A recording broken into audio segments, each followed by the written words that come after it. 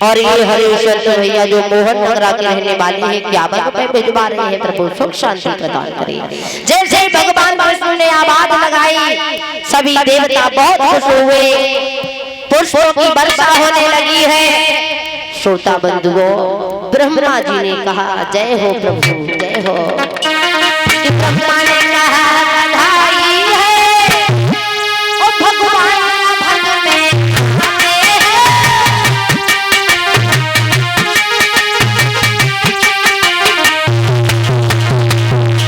भगवान विष्णु ने बताओ तुम सभी जाके अयोध्या में रीछ बांध बनो जा करके, मैं महाराज दशरथ के यहाँ राम बन करके आ रहा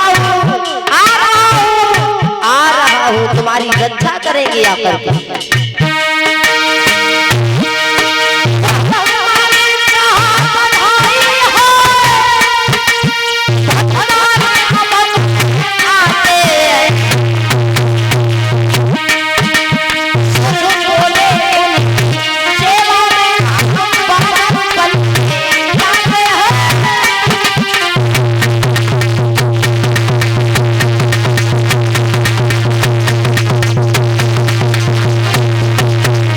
देवता लौट के आए हैं। इधर सुखदेव जी बोले हे राजा परेचर, इधर अयोध्या के राजा हुए हैं महाराज। आज एक कौथी पीढ़ी पर हुए थे, 37वीं पीढ़ी पर राजा हुए थे अयोध्या के महाराज।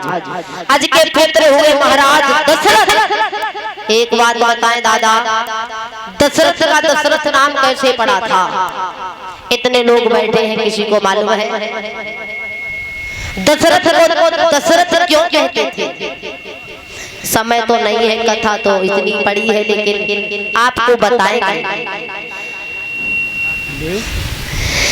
महाराज आज ने अपने यहाँ पर एक बार यज्ञ किया, गुरु वशिष्ठ को बोला।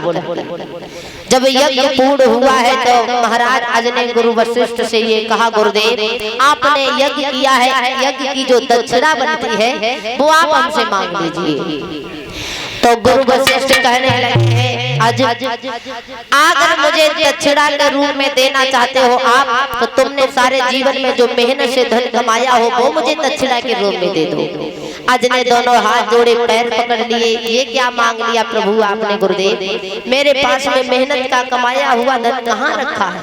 राजा महाराजाओं के पास में मेहनत का कमाया हुआ धन नहीं होता है। मेहनत का कमाया हुआ धन हमारे तुम्हारे पास में है, जो सारे दिन खेतों में मेहनत करते हो। वशिष्ठ ने जवाब दिया, देखो आज हम लेंगे वही जो तुमने अपने सारी जिंदगी में मेहनत से कमाया हुआ। आज कहने लगे अगर आप ये लोगे गुरुदेव तो रुकना पड़ेगा। बोले कोई बात नहीं, रुक जाएंगे। तो आज ने क्या किया है, एक वन में पहुंचे, लकड़ियां काट काट करके वृक्ष से जमीन पर डालने लगे। उस लकड़ियों को इकट्ठा किया, एक भारी सा गट्ठर बनाया, अपने सर पर रख करके बाजार में बेचने के लिए पहुंचे। लकड़ियों को खरीदने के लिए एक व्यक्ति आया है, उसने जवाब दिया इसकी कीमत क्या है? तो आज ने वही बात की, जवाब दिया भैया तुमने अपने सारे जीवन में जो मेहनत से धन कमाया हो वो मुझे दे दो। उस व्यक्ति ने 1 रुपया निकाला, आज को दे दिया।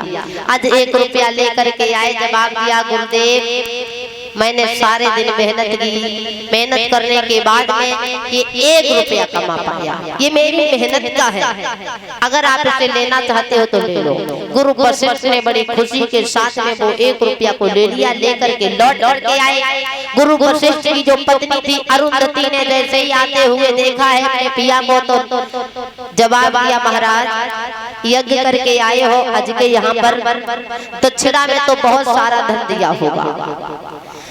आज ने वही 1 रुपया निकाला, अपनी पत्नी के हाथ पे रखा, तो जैसे ही अरुंधति ने वो देखा तो क्रोध आ गया। जवाब दिया और राजा तुझे देते हुए शर्म नहीं आई? तूने दक्षिणा में 1 रुपया दिया, तेरे पास में किसी बात की कोई कमी नहीं है, लेकिन तूने दक्षिणा में 1 रुपया दिया। क्रोध में आकर के अरुंधति ने वो 1 रुपया दिया, इतनी तेजी से फेंका तो महाराज आज की सीमा में गिरा जाकर, जहाँ पर वो 1 रुपया गिरा जाकर के वहीं पर एक बहुत सुंदर वृक्ष निकला। उस वृक्ष में सोने का मुकुट लगा। आज को सूचना मिली है तो आज मंत्री को लेकर के आए, उस वृक्ष के नीचे खुदाई करवाई है तो एक बहुत सुंदर सोने का रथ निकला। विचार करने लगे इसके नीचे पता नहीं कितना खजाना होगा, और खुदवाया तो दूसरा रथ सोने का निकला। प्रमाण ये मिलता है कि धीरे धीरे 9 रथ निकले। जैसे ही 10वां रथ निकला है तो उसके ऊपर बहुत छोटा सा बच्चा बैठा हुआ है। उस बच्चे को लिया है महाराज, आज अपने महलों में आए हैं, चतुर ब्राह्मणों को बुलाया है तो उस बच्चे का नामकरण संस्कार करवाया। तो पंडितों ने, ब्राह्मणों ने उस बच्चे का नाम दशरथ रखा, क्योंकि 10वें रथ पर निकले थे इसलिए दशरथ रखा। पहला प्रमाण ये बताया है। और कुछ विद्वान ये बताते हैं कि महाराज दशरथ को दशरथ इसलिए कहते थे कि एक बार महाराज दशरथ ने 10 दिशाओं पर विजय प्राप्त कर ली थी, इसलिए महाराज दशरथ को दशरथ कहते थे। 2 प्रमाण हैं, जो अच्छा लगे वो अपने पास में रखना।